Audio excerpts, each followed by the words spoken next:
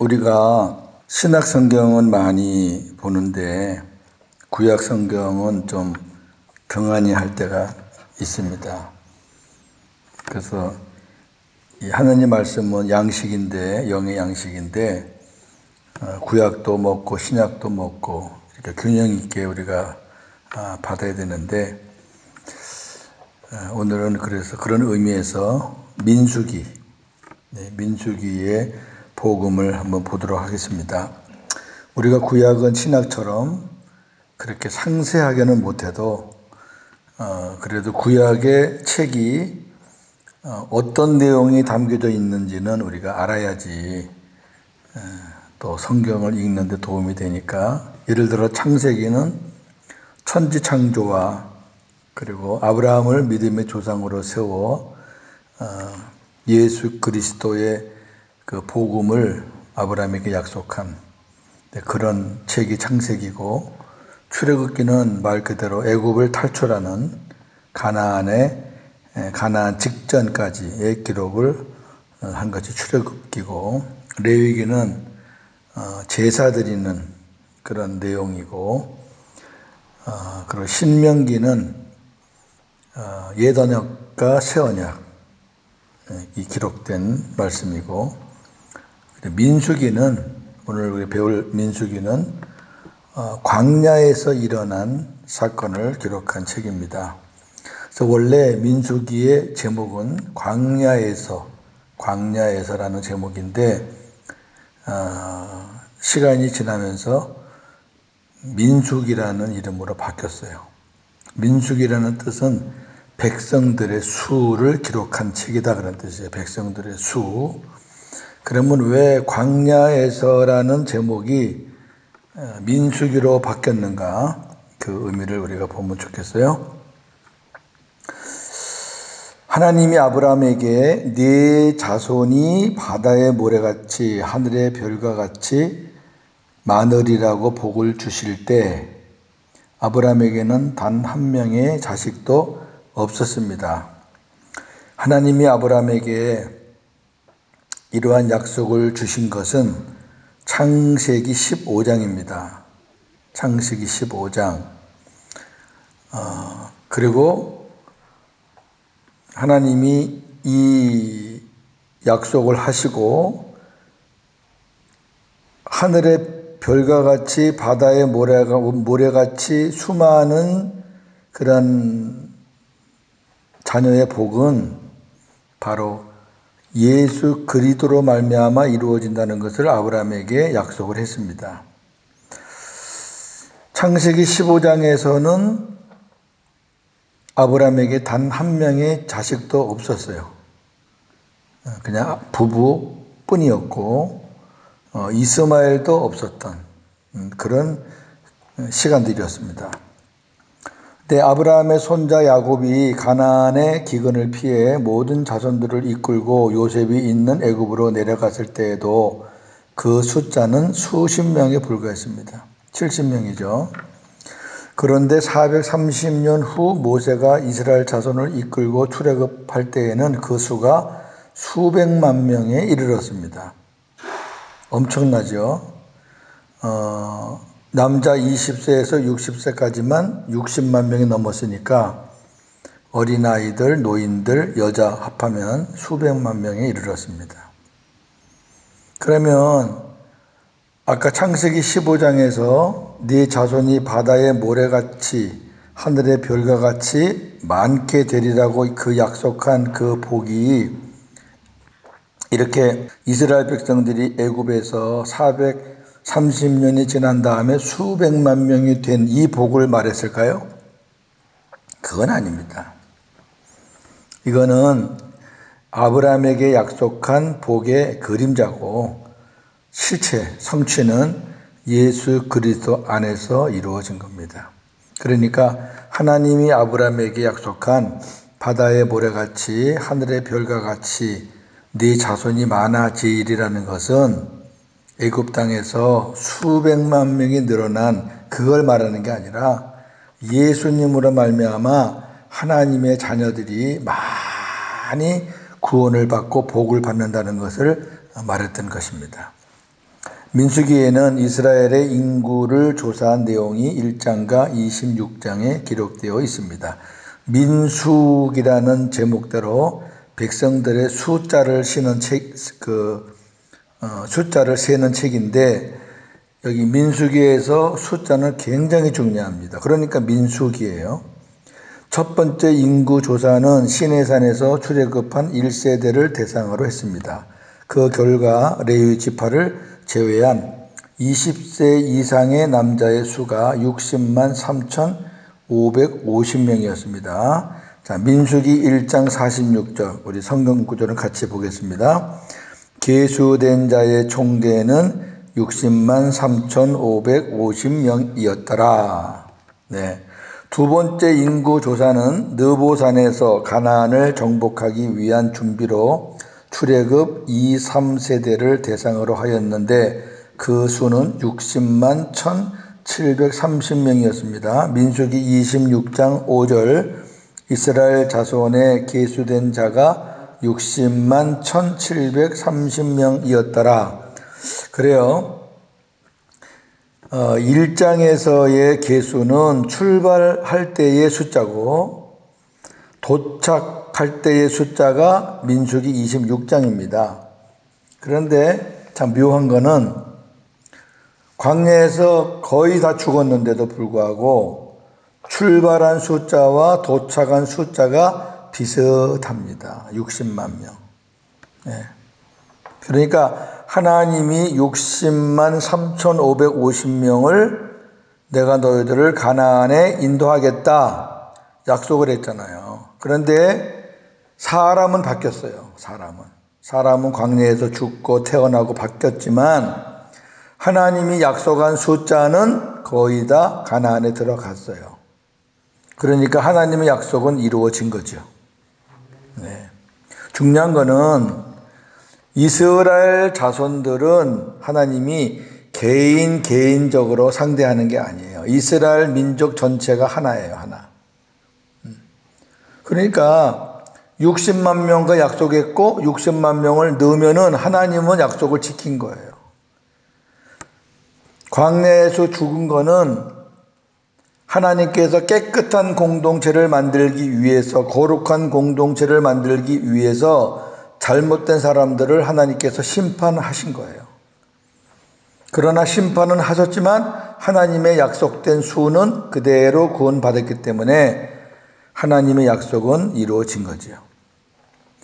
이 숫자, 인구 조사의 가장 큰 목적은 군대 징집 대상자를 파악하는 겁니다.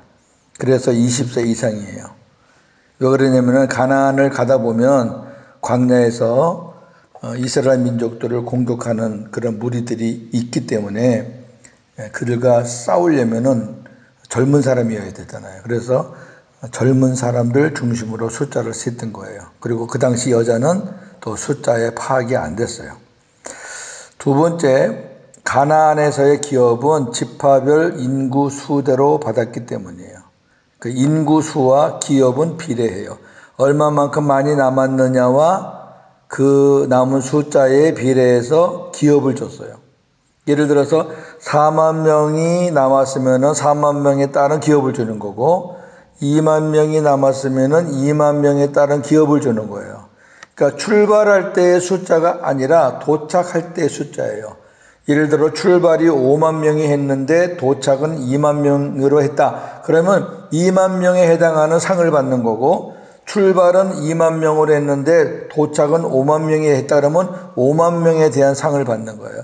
출발 숫자 갖고 상을 받는 게 아니라 도착한 숫자 갖고 상을 받는 거예요. 무슨 말이냐면은 광야에서 하나님 말씀에 불순종해서 많이 죽은 지파가 있는 반면에 하나님 말씀에 순종해서 숫자가 불어난 지파가 있단 말입니다. 그러면 도착할 때 숫자가 줄었다는 얘기는 그 지파가 하나님 앞에 죄를 많이 지었다는 얘기고, 그 다음에 숫자가 불었다는 얘기는 광야를 지나면서 하나님 말씀에 순종했다는 얘기예요. 그러니까 순종한 지파는 하나님이 많이 살려주셨고 불순종한 지파는 하나님이 많이 죽였어요. 그러니까 당연히 많이 남은 지파는 잘한 지파고 적게 남은 지파는 잘못한 지파란 얘기죠. 그래서 그 인구 수대로 하나님께 상을 받았다. 그 말씀이 민수기 26장 53절 54절입니다. 이 명수대로 땅을 나눠 주어 기업을 삼게 하라. 수가 많은 자에게는 기업을 많이 줄 것이요 수가 적은 자에게는 기업을 적게 줄 것이니 그들이 계수된 수대로 각기 기업을 주되. 여기 보세요. 수가 많은 자에게는 기업을 많이 주고 수가 적은 자에게는 기업을 적게 주라 그랬잖아요. 자, 그러면 이제 민수기 본 내용으로 본론으로 들어가겠습니다. 진편성과 행군 순서입니다. 이스라엘 백성들은 성막의 구름이 움직일 때에만 행진했고 구름이 정지하면 백성들도 같이 정지했는데 모두 다 성막을 향했습니다. 정지할 때의 진편성과 배열은 다음과 같습니다. 자, 도표를 한번 보세요. 가운데 보면은 성막이 있어요. 성막. 그 다음에 그 성막 동서남북에 레위 자손들이 있어요. 므라리, 게르손, 고앗, 모세, 아론, 레위 지파예요. 그 다음에 나머지 지파들 12지파는 삥 둘러서 셋씩 이렇게 짝을 지어서 있어요. 이걸 잘 보면은 가운데를 향해서 다 있는 거예요. 가운데가 뭐냐? 성막이에요. 어디 위치에 있든지 간에 이 사람들의 방향은 성막이에요. 성막 반대편을 바라보면 안 돼요. 성막을 바라봐야 돼요. 성막은 예수님의 그림자예요. 성막은 예수님을 보여주는 거란 말이에요. 예수님이 이 성전을 헐라 내가 사흘 만에 일으키겠다 했을 때 유대인들이 바리새인들이 아니 이 성전을 46년 동안 지었는데 네가 어떻게 사흘 만에 일으키겠느냐 했을 때 예수님이 자기 몸을 성전으로 말씀하신 것이라 그랬어요. 그러니까 예수님의 몸이 성전이에요. 구약의 성전 성막은 예수님을 상징하는 거예요. 그러니까 이 모든 이스라엘 백성들이 성막을 향해서 배치하고 서 있었다라는 얘기는 모든 이스라엘 민족이 성막의 실체이신 예수님을 바라보고 서 있었다라는 말씀과 똑같아요. 설명을 보겠습니다. 성막을 가운데 두고 북쪽에는 레위의 아들 므라리 족속들이 있고 서쪽에는 게르손 족속들, 동쪽에는 모세와 아론, 남쪽에는 고앗 자손들이 있었습니다. 이거 레위 지파예요. 레위 지파는 제사를 드리는 지파이기 때문에 성막 주변에 가까이 있어요. 그 다음에 바깥쪽에는 동편에 유다, 이사갈, 스불론, 남쪽에 르우벤, 시므온, 갓, 서쪽에 에브라임, 므낫세, 베냐민, 북쪽에 단, 아셀, 납달리 지파가 진을 쳤어요. 여기 파란 글씨를 쓴 거는 그 세 지파의 대표예요. 세 지파, 유다, 이사갈, 스불론에서는 유다, 르우벤, 시므온, 갓에서는 르우벤, 에브라임, 므낫세, 베냐민에서는 에브라임, 단, 아셀, 납달리에서는 단이 대표 지파예요. 이 지파들이 성막을 중심으로 안에는 레위인이 둘러쌌고 그다음에 밖에는 12지파가 둘러싸서 이중으로 성막을 둘러싼 거예요. 그리고 어디 있든지 방향은 성막을 향해서. 이게 하나님이 이스라엘 백성들에게 너희들이 정지했을 때, 이동하다가 정지했을 때 이렇게 서 있어라 라고 명령하신 거예요. 두 번째, 그 다음에 이제 서 있기만 한 건 아니잖아요. 광야에서 또 행군하잖아요. 하나님이 가라 그러면 가야 되니까. 이스라엘 백성들이 행군할 때의 지파별 배치는 또 아래와 같아요. 도표 두 번째 거를 보세요. 보면은 제일 앞에 유다가 있어요. 화살표 보니까 이제 왼쪽으로 가는 거예요. 왼쪽이 동쪽이에요. 유다가 있어요. 그리고 그 뒤에는 르우벤이 시므온 갓하고 같이 있고요. 그 다음에 가운데는 성막이 있어요. 여기는 이제 레위 자손들이 아까 말했던 므라리, 게르선, 고앗, 모세, 아론이 이 성막 주변에 삥 둘러서 걸어가는 거예요. 그 다음에 이제 에브라임과 그 지파가 있어요. 세 지파. 그 다음에 단과 따르는 지파가 있어요. 이렇게 해서 제일 앞장선 지파는 유다. 그 다음에 성막은 한 가운데. 보호를 해야 되니까. 성막은 하나님이 임재하시는 곳이고 또 다른 나라 사람들이 이스라엘을 칠 때 성막을 치거든요. 성막을 치기 때문에 왜 성막이 신이라는 거 아니까 그 성막 안에 그 하나님이라 그 사람들이 말할 때 하나님이라는 신이 있다는 걸 알기 때문에 성막을 공격한단 말이에요. 그러니까 성막을 보호하는 거예요. 딱 한가운데 놓고 그러고 진행하는 거예요. 그럼 왜 유다가 제일 앞에 있을까? 이스라엘 백성은 동쪽으로 이동하였으므로 동쪽에 진을 쳤던 유다 지파가 자연스럽게 선두에 서서 행진하였습니다. 혈통적으로는 장자인 르우벤이 앞장을 서야 되겠지만 르우벤이 서모인 비라와 통관함으로 인해 영적 계보는 이스라엘의 예언대로 유다 지파에게 넘어갔습니다. 그래요.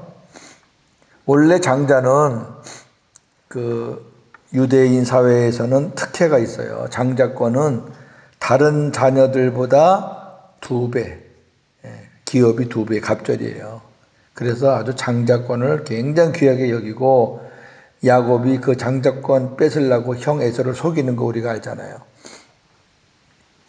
근데 르우벤이 당연히 장자권을 가져야 되는데 르우벤이 자기 아버지 야곱의 아내를 취했어요. 그래가지고 하나님 앞에 혼났죠. 그래서 장자권에서 탈락됐어요. 그래서 영적인 그 계보가 이스라엘은 야곱의 새 이름이죠. 야곱의 예언대로 유다 지파에게로 넘어간 거예요. 그런데 영적인 장자권은 유다지만 또 육적인 장자권은 요셉에게 가요. 요셉에게. 이스라엘의 12지파는 야곱의 아들들만 있는 게 아니에요. 10명은 야곱의 아들이고 2명은 야곱의 손자예요. 손자. 에브라임과 므낫세는 야곱의 아들이 아니라 야곱의 손자예요. 야곱의 아들은 요셉이고 요셉의 아들이 에브라임, 므낫세이기 때문에 므낫세와 에브라임 10명은 아들이고 2명은 손자예요. 그러니까 요셉의 몫이 둘이 된 거예요. 그게 장자권을 받은 거예요. 그러나 영적인 계보는 예수 그리스도가 오신다는 계보는 요셉 쪽이 아니라 유다 쪽이에요. 유다. 그래서 왜 유다 지파가 제일 앞에 있느냐? 앞으로 오실 그리스도의 자리를 말하는 거예요. 그러니까 유다 지파가 제일 앞에 서서 행진했다는 것은 앞으로 오실 그리스도가 모든 백성들을 앞에서 이끄신다 그런 뜻이에요. 자, 그 유다 지파에서 예수님이 탄생하신다는 것을 창세기 49장 8절 10절에서 말하고 있습니다. 시작. 유다야 너는 내 형제의 찬송이 될지라 내 손이 내 원수의 목을 잡을 것이요 내 아버지의 아들들이 내 앞에 절하리로다. 유다는 새끼의 사자로다. 내 아들아 너는 움킨 것을 찢고 올라갔도다. 그가 엎드리고 웅크름이 수사자 같고 암사자 같으니 누가 그를 범할 수 있으랴. 규가 유다를 떠나지 아니하며 통치자의 지팡이가 그 발 사이에서 떠나지 아니하기를 실로가 오시기까지 이르리니 그에게 모든 백성이 복종하리로다. 아멘. 여기 보면은 유다 앞에 아버지의 아들들이 다 절한다 이런 말이 있고 그 다음에 규 홀은 왕이 갖고 있는 지팡이에요. 왕이 갖고 있는 지팡이가 유다를 떠나지 않는다는 얘기는 유다 지파에서 왕이 나온다, 그런 뜻이고요. 통치자의 지팡이, 유다 지파에서 통치자가 나온다, 그 말이고요. 그에게 모든 백성이 복종한다, 예수님을 가리키는 거예요. 그래서 예수님이 유다 지파에서 탄생을 했어요. 마태복음 1장에 보면은 예수님이 유다 지파에서 탄생한 것을 우리가 잘 알고 있어요. 세 번째, 하나님의 영광이 임재한 성막은 정지할 때나 행진할 때나 항상 중앙에 배치되었고, 그렇죠.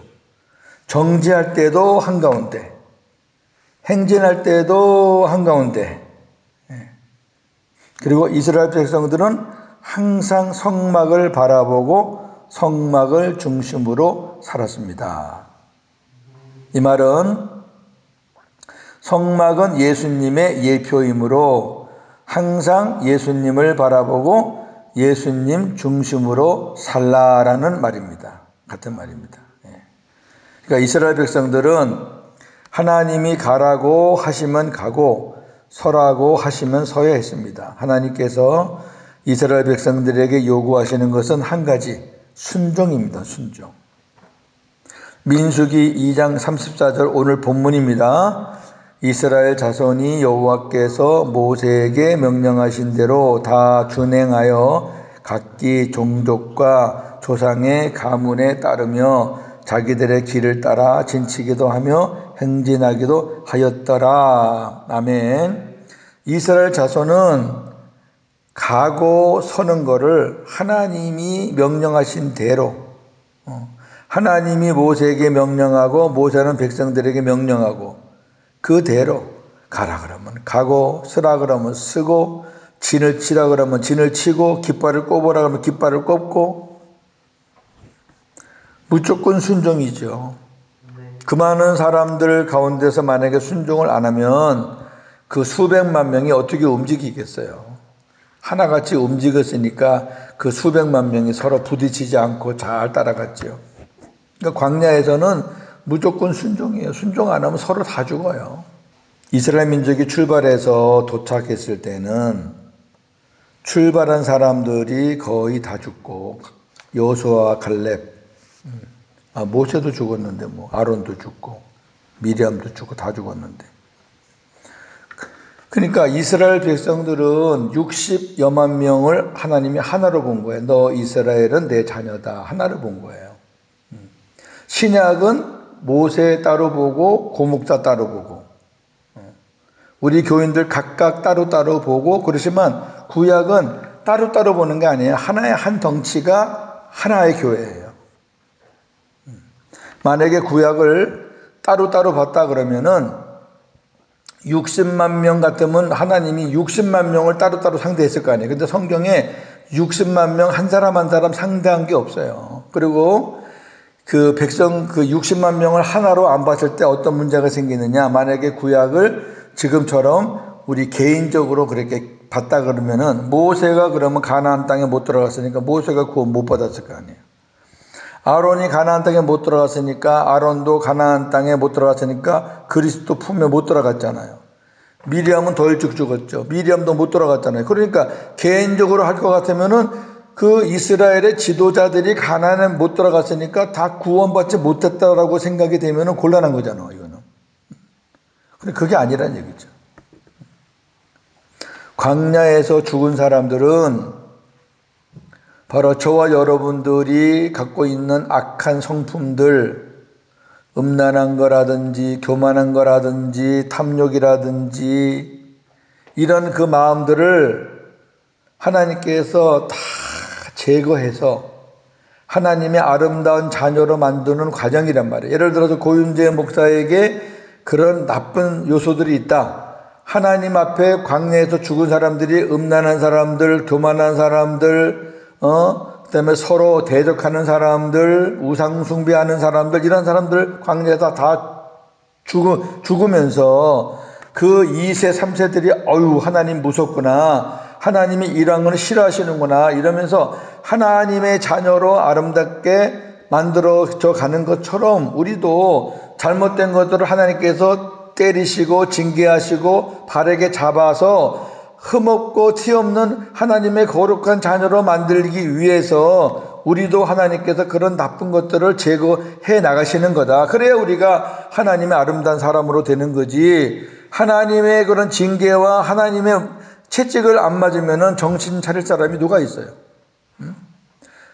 저나 여러분이나 하나님께서 징계하지 않으면 정신 차릴 사람 하나도 없어요. 다 지 잘날 맛에 사는 거예요. 그러나 하나님이 우리가 뭘 잘못했을 때 따끔하게 채찍질을 하면 아이고 이거 잘못된 거구나, 다시는 하면 안 되겠구나, 그러면서 우리가 이제 하나님의 사람으로 만들어져 가듯이 구약의 이스라엘 백성들도 하나님이 그렇게 잘못된 것에 대한 심판과 하나님이 채찍이 있었을 때 그 주변에 혹은 자녀들이 그걸 보면서 어유 하나님이 이런 거는 미워하시는구나 하면서 자기들은 조심하게 되고, 그렇게 해서 가나안에 도착했을 때에는 이스라엘 백성들이 많이 다듬어지고 그 다음에 훈련된 자녀들이 가나안 땅에 들어가게 된 것이다. 자, 진편성과 행군 순서의 복음입니다. 이스라엘 백성들의 진영과 조직을 볼 때 하나님은 질서의 하나님이시다. 예, 아까 우리 봤지만은 서 있을 때의 그 조직, 그 다음에 앞으로 갈 때의 그 조직 얼마나 정확해요. 얼마나 질서 있어요. 만약에 지파가 서로 바꾸면 안 돼요. 동쪽이 서쪽에 막 바꾸거나 남쪽이 북쪽과 바꾸면 안 돼요. 딱 그 자리에 있어야 돼요. 레위 지파가 나 가운데 있기 싫어하고 딴 데 갈 수 없어요. 하나님의 다 뜻이 있는 그런 배치란 말이에요. 정확해야 돼요. 그 질서를 어긋나게 하면 하나님의 심판이 임했거든요. 하나님은 질서의 하나님이에요. 교회도 질서를 우리가 지켜야 되고 사회도 질서를 지켜야 되고, 하나님은 무질서의 하나님이 아니에요. 아무렇게나 막 사는 것을 좋아하시지 않아요. 두 번째, 이스라엘 백성들이 정죄할 때나 행진할 때 항상 성막 중심으로 살았다는 것은 우리가 무엇을 하든지 내 안에 계신 예수님만 바라보고 예수님의 이름으로 예수님의 마음으로 살라는 그런 말씀입니다. 이게 무슨 말이냐면은, 자, 구약에서는 광야에서는 성막이 눈에 보였어요. 예수님을 상징하는 성막이 눈에 보였다고요. 그러니까 앞으로 오실 예수님을 상징하는 그 성막을 보고 살았다면 저나 여러분은 이제 복음으로 그 예수님이 눈에 보이는 곳에서 왔다 갔다 하시는 게 아니라 우리 안에 들어오셨으니까, 구약에서는 우리 안에 들어오시기 전이니까 이렇게 성막을 보고 따라다녔지만 이제 우리는 그 주님이 우리 안에 오셨으니까 내 안에 계신 성막의 실체이신 예수님을 바라봐야지. 내 안에 계신 예수님을 바라봐야죠. 지금도 십자가에 계신 예수님 바라볼 거예요? 지금도 하나님 보좌 우편에 계시는 예수님 바라볼 거냐고? 너무 멀어요. 너무 멀어. 너무 멀고 우리가 본다 그래서 보이는 것도 아니에요. 이제는 그 주님은 멀리 계신 게 아니라 우리 안에 오셨잖아요. 우리 안에.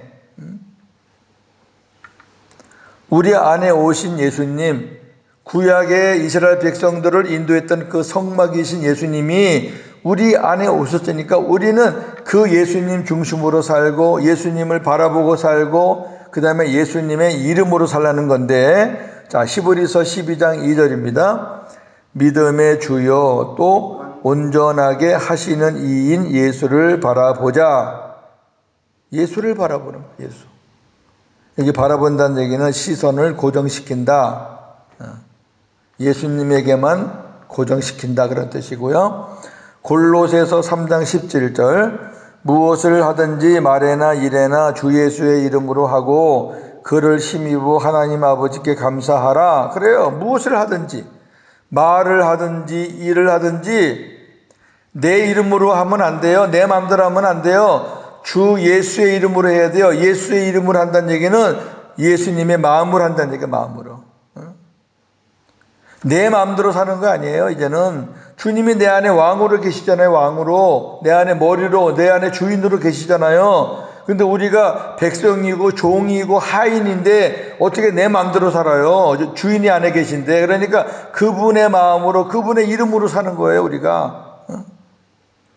그러면은 내 안에 계신 주님이 나를 위해서 역사하시는 거예요. 그게 복음이에요. 복음이 뭐냐? 옛날에는 우리가 예수님을 쫓아다녔지만 율법에서는 예수님을 쫓아다니는 거예요. 어디 계시나, 여기 계시나, 저기 계시나. 그러나 복음은 뭐냐? 우리가 쫓아다니던 예수님이 내 안에 오신 거예요. 그래서 그 예수님과 내가 함께 사는 거예요. 그 예수님이 나를 이끄는 대로 따라가고 우리는 내 안에 계신 예수님만 바라보는 거예요. 그리고 그분이 주시는 마음으로 사는 거예요. 그게 복음이에요. 아주 쉬워요. 데살로니가전서 5장 10절 한번 봐요. 아주 귀한 말씀이 있어요. 예수께서 우리를 위하여 죽으사 우리로 하여금 깨어있든지 자든지 자기와 함께 살게 하려 하셨느니라. 아멘. 여기 보면 예수님이 왜 죽으셨느냐? 왜 죽으셨느냐? 부활하시기 위해 죽으셨느냐? 그것도 맞죠. 하나님 보호자 우편에 승천하시기 위해서 죽으셨느냐? 그것도 맞죠. 그러나 궁극적으로 최종적으로는 왜 죽으셨느냐? 우리와 함께 살기 위해 죽으셨다. 그러니까 예수님이 부활하신 것도 맞아요. 예수님이 승천하신 것도 맞아요. 그러나 우리 죄를 다 탕감받으시고 우리와 함께 살기 위해서 임마누엘로 우리 안에 오신 거예요. 우리 안에 오신 것을 안 믿으면 그건 복음이 아니에요. 우리 안에 안 계시면 계속 우리는 예수님을 찾아다녀야 돼요.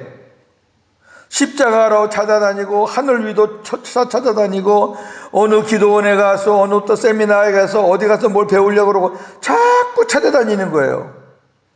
그런데 만족이 없어요. 근데 예수님이 우리와 살고 싶으셔서 우리 안에 들어오셨다는 거예요. 내가 자든지 깨든지 그분은 자지도 않고 주무시지도 않고 우리와 함께 계시는 거예요. 이게 복음이에요. 세 번째, 예수님은 스스로 아무것도 하지 않으시고 오직 아버지의 가르침과 말씀과 명령에 어린아이같이 순종하셨습니다. 예수님은 아버지의 말씀에 오직 예만 하셨습니다. 그랬어요. 예수님은 하나님의 아들이시고 신성이 있고 못하실 것이 없는 분이에요. 얼마든지 예수님은 스스로 하실 수 있어요. 그런데 예수님은 스스로 하지 않으셨어요. 그리고 오로지 아버지 말씀대로만 살았어요. 그리고 아버지가 말씀할 때 한 번도 아니요라는 말을 안 하셨어요. 예만 하셨어요. 예. 요한복음 12장 49절 50절입니다. 내가 내 자의로 말한 것이 아니요 나를 보내신 아버지께서 내가 말할 것과 이룰 것을 친히 명령하여 주셨으니 나는 그의 명령이 영생인 줄 아노라. 그러므로 내가 이러는 것은 내 아버지께서 내게 말씀하신 그대로니라 하시니라. 아멘. 여기 보세요. 예수님이 스스로 말한 것은 아무것도 없어요. 예수님이 스스로 자의로 행한 것도 아무것도 없어요. 오로지 아버지께서, 당신 안에 계신 아버지께서 말할 것과 이룰 것을 친히 명령하여 주셨어요. 그래서 예수님은 대언자예요. 아버지가 말씀하신 것을 예수님은 대언했어요. 대언하니까 성령께서 역사하시는 거예요. 예수님은 이렇게 안 사셔도 되시는 분이라고 제가 여러 번 말씀을 드렸어요. 예수님은 신성이 있으시기 때문에 얼마든지 능력을 행하시며 살 수 있어요. 아버지한테 의지하지 않으셔도 돼요. 왜? 하나님이시니까. 그러나 저와 여러분들을 위해서 예수님은 이렇게 사신 거라 그랬잖아요. 만약에 예수님이 신성으로 능력으로 사셨다면 저나 여러분이 어떻게 예수님을 닮아갈 수 있어요? 우리가 어떻게 예수님처럼 살 수가 있냔 말이에요. 못 살아요. 이렇게 하신 것은 내가 내 안에 계신 아버지 말씀대로 내가 아버지의 음성을 듣고 아버지의 가르침을 받고 살았던 것처럼 내가 복음이 되어서 너희 안에 들어가서 너희들 안에서 내가 음성도 들려주고 말씀도 들려주고 가르쳐 줄 테니까 너희들도 나처럼 내 말씀을, 내 음성을, 내 가르침을 받고 살아라. 그걸 가르쳐 주기 위해서 예수님이 그렇게 사신 거예요. 그러니까 지금 우리가 내 안에 계신 예수님의 가르침과 말씀을 듣지 못하면 하나님의 말씀에 순종할 수가 없어요. 예수님의 말씀이 하나님 말씀이거든요. 하나님이 우리한테 직접 말 안 하셔요. 하나님은 예수님에게 말하는 거예요. 그러면 예수님이 우리에게 말씀하시는 거예요.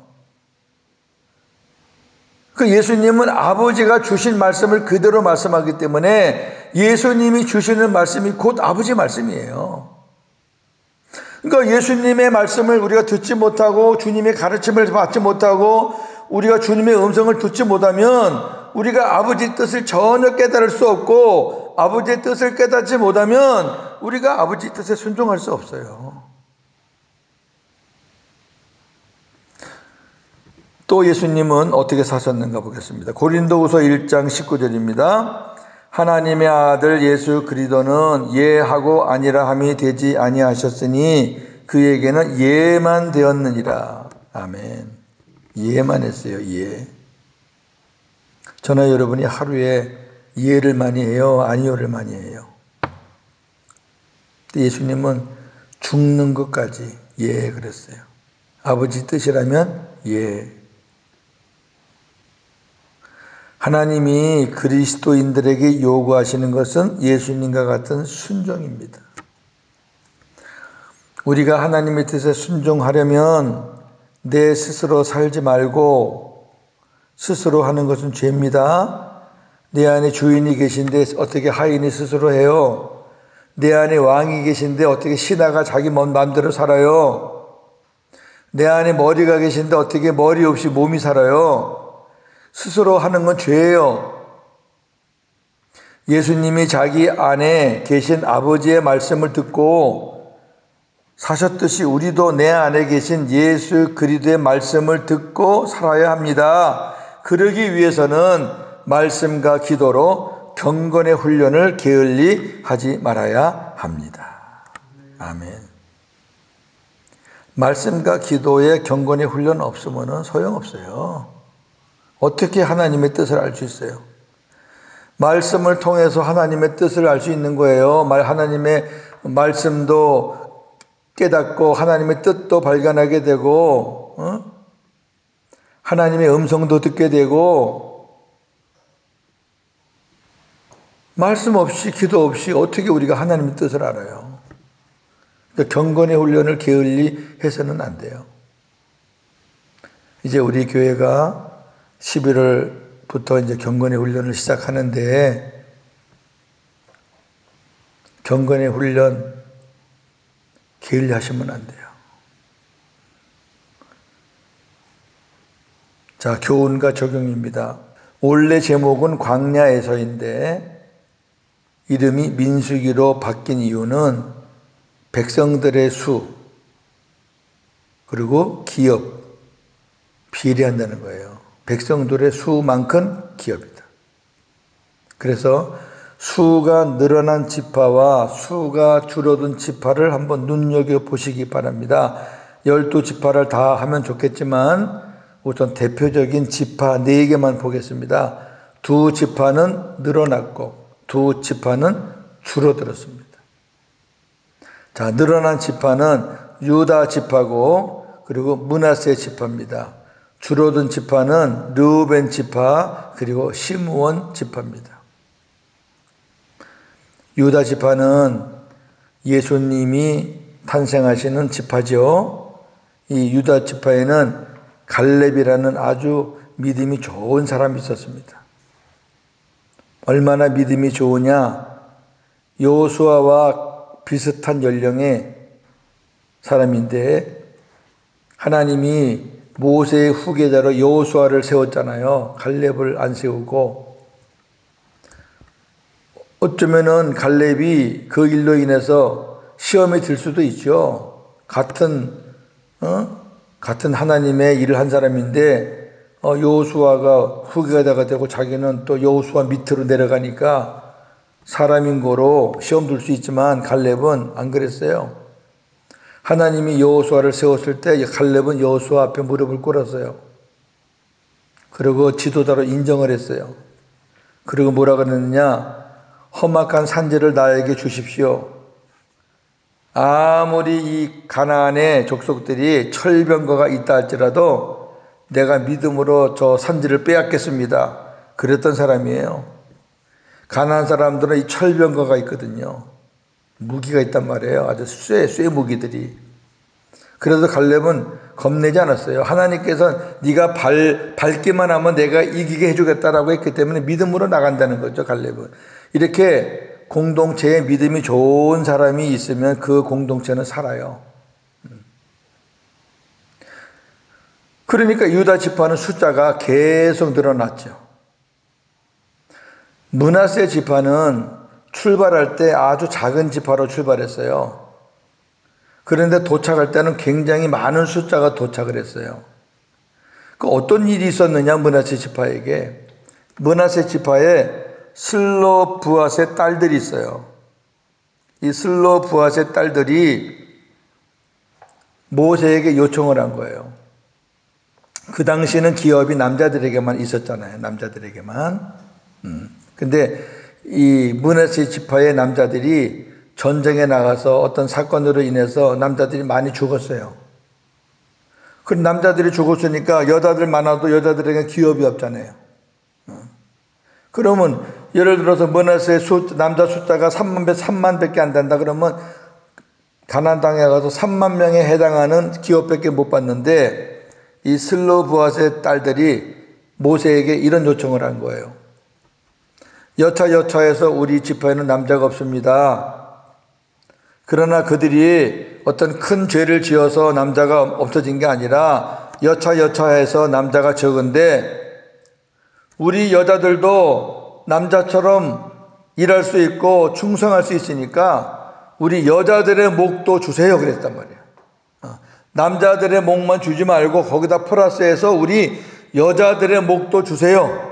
당당하게 요청을 했어요. 자, 모세가 그 질문을 받았을 때 당황했죠. 왜? 그때 당시에는 그런 일이 전혀 없어요. 여자들이 무슨 기업을 받아. 그런데 이 지혜로운 이 여성들이 기업을 달라는 거예요. 자기들한테도. 그래서 모세가 하나님 앞에 물었죠. 하나님, 슬로브앗의 딸들이 이렇게 요청하는데 어떡할까요? 그랬더니 하나님께서 뭐라 그랬을 것 같아요? 그 딸들의 말대로 그렇게 해줘라 그랬어요. 그래서 슬로브앗의 딸들이 기업을 받아가지고 므낫세 지파가 가나안 땅에 들어가서 큰 기업을 받을 수가 있었어요. 가정이든 공동체든 여성들의 지혜가 필요해요. 가정에 여자가 잘하면 가정이 바로 설 수 있고요. 여자가 잘못되면 가정이 무너져요. 교회도 여성들이 있어서 문제가 되는 경우도 있지만 또 여성들이 잘해가지고 교회가 아름다워지는 경우도 많아요. 이 지금 유다 지파와 므낫세 지파가 늘어나서 가나안 땅에 들어가서 큰 상을 받았다는 얘기는 이렇게 살면은 우리도 상을 받는다는 얘기예요. 믿음으로 살면은 상을 더 받고 여성들이 지혜롭게 잘하면은 하나님의 상이 더 커질 수 있다는 얘기예요. 반대로 르우벤 지파와 시므온 지파는 줄었어요. 이 르우벤 지파는 어떤 일이 있었냐면은 장자 지파잖아요. 장자 지파한테 뺏겼잖아요. 그러니까 늘 마음에 서운함이 있는 거예요. 그 서운함이 드디어 폭발했어요. 다단이라는 사람, 온이라는 사람, 이런 사람들이 르우벤 지파인데 모세에게 대적한 거예요. 야, 모세야, 왜 너만 지도자 해? 우리가 장자 지파인데 우리한테 맡겨. 넌 이제 그만해. 하면서 이 다단과 이 온이라는 이런 사람이 파당을 이루어 가지고 그 모세를 대적했어요. 그러니까 옆에 있던 또 고라라는 그 고라 자손들이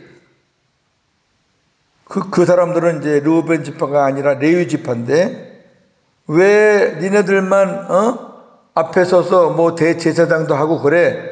아론 내려와.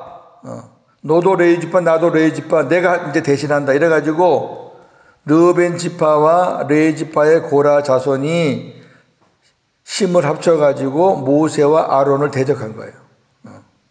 자리 싸움. 그러니까 또 족장 수백 명이 거기에 또 가담을 해가지고 수많은 사람들이 모세와 아론을 대적했어요. 그때 하나님께서 어떻게 했어요? 땅을 갈라가지고 땅으로 집어넣어 버렸어요. 고라 자손들을.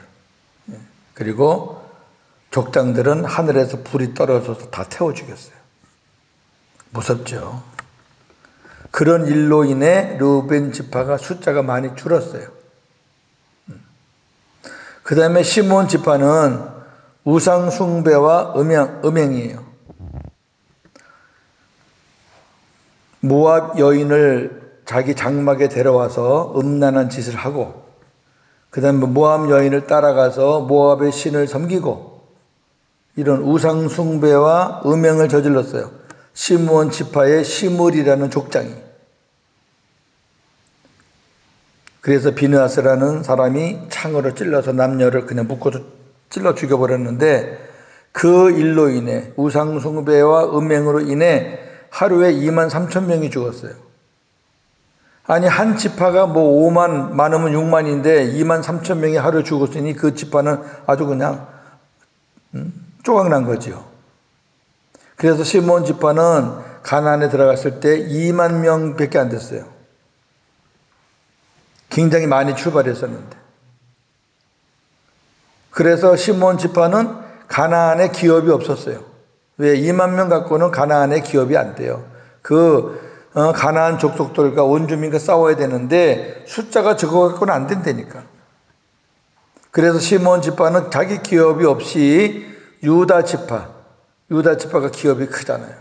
유다 지파 밑에 붙어서 유다 지파 안에 그 안에 속해서 살았어요.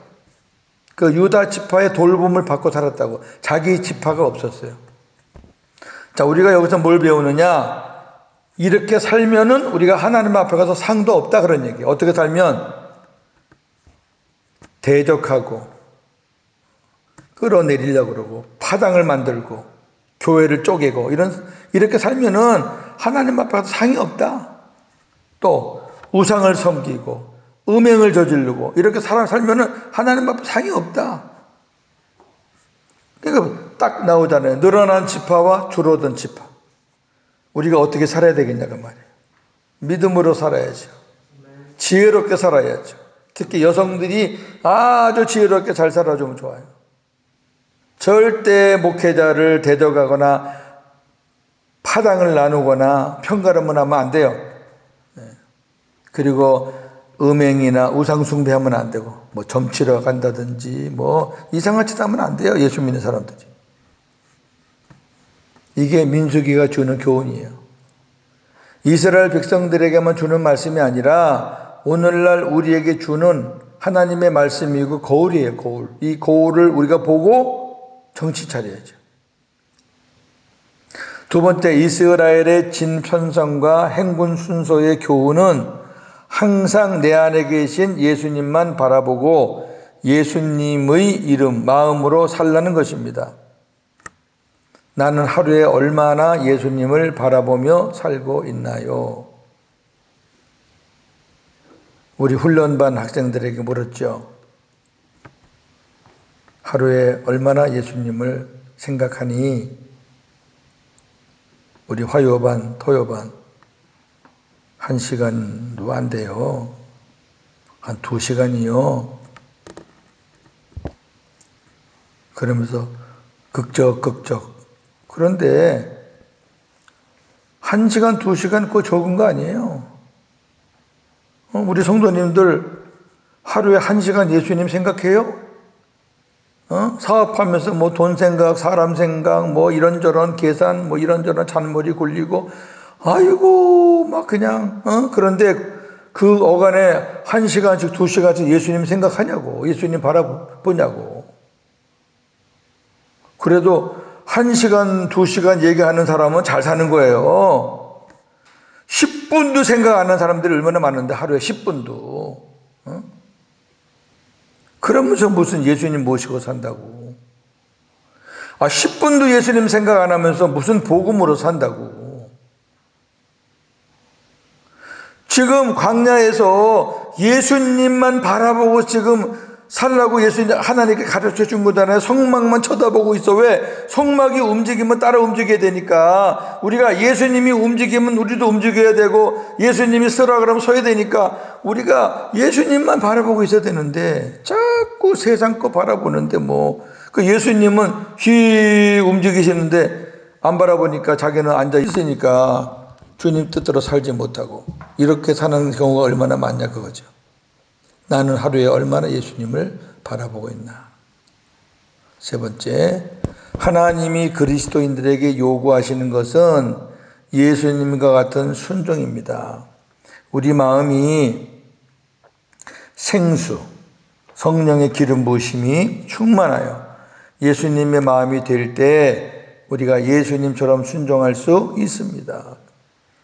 무슨 말이냐면은 우리가 이제 예수님처럼 순종을 하기를 원하잖아요. 또 하나님이 우리에게 순종하라고 하시잖아요. 그런데 그 순종이 내 마음으로는 안 돼요. 해도 작심 3시간이에요. 옛날에는 작심 3일인데 지금은 작심 3시간이래요. 3시간이면 바뀌어. 왜 그러냐면 우리 마음이 너무 메말라서 그래요. 아니 메말른데 무슨 순종이 나와요. 우리가 막 목이 타고 애가 타는데 무슨 뭐가 짜증만 나지.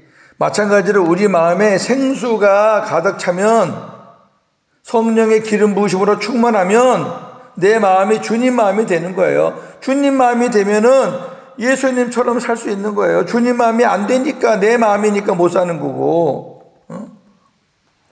예수님이 내 안에 물로 임하셨잖아요. 피로 임하시고 죄를 사해 주시기 위해서 피로 임하시고 우리에게 생수, 우리에게 성령의 기름 부으심을 주시기 위해서 물로 임하셨잖아요. 그럼 우리가 구하는 거예요. 구하면 주님이 약속대로 영적인 생명수를 막 부어주시는 거예요. 그러면 우리 마음이 천국이 돼요. 왜? 생명수가 흐르는 곳이 천국이니까. 그런 마음이 되면은 우리가 하나님의 말씀에 그냥 쉽게 자동적으로 순종하게 되는 거예요. 기쁘니까. 그렇게 순종하는 거지. 내가 순종하려고 그러면 순종이 되나요? 안 되지. 자, 오늘 말씀을 정리해 보세요.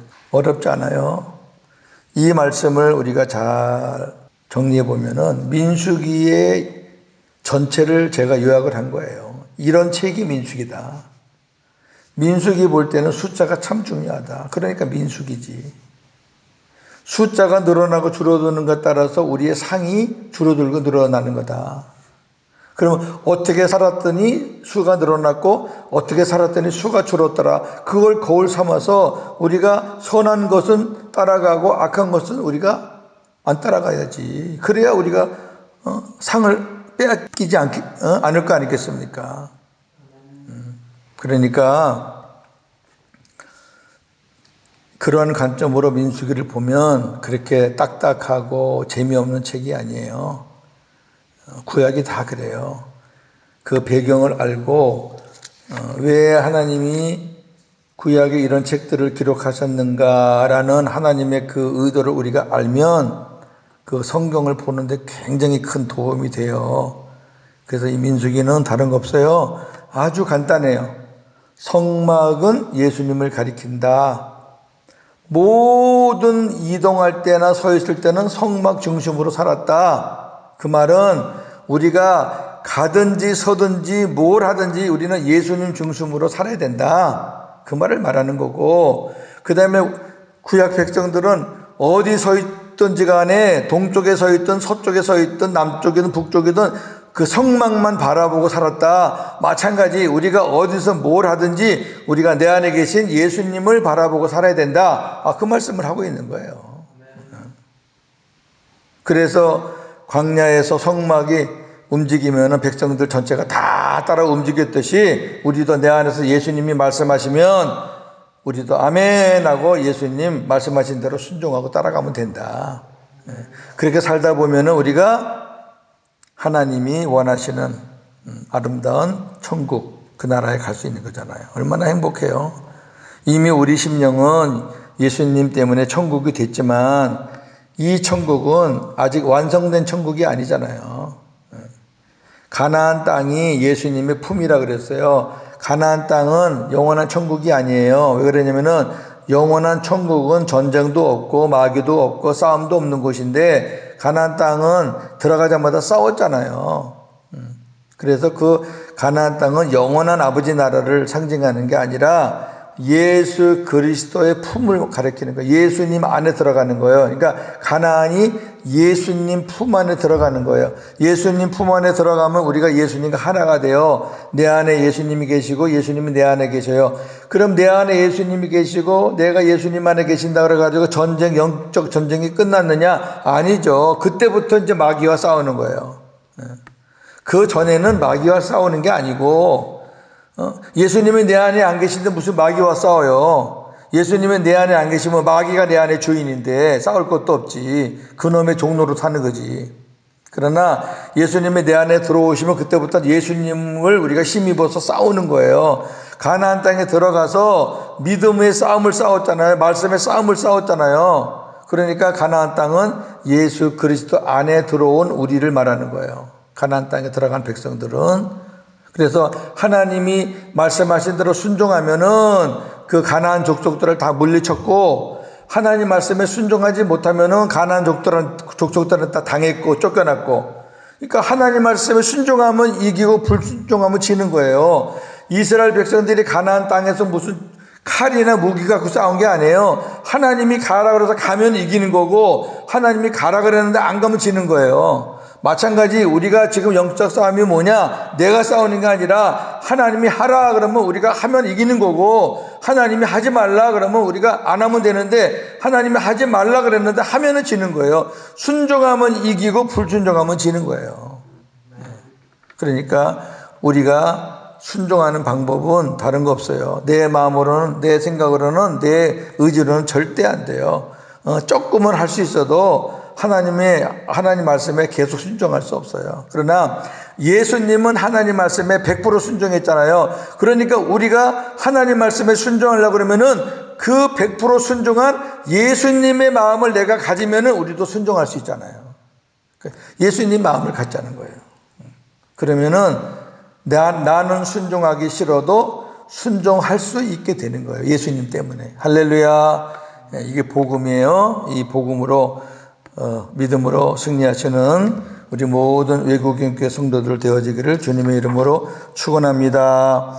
아멘. 하나님 아버지 감사합니다. 오늘 우리에게 민수기의 복음의 말씀을 주셨습니다. 참 감사합니다. 이 민수기를 통해서 하나님이 주신 말씀, 인구 수는 기업과 비례하다. 왜 어떤 지파가 숫자가 늘었고 어떤 지파가 숫자가 줄었는지를 생각하면서 우리가 늘어난 지파를 눈여겨보고 줄어든 지파를 눈여겨보면서 거울로 삼기를 원합니다.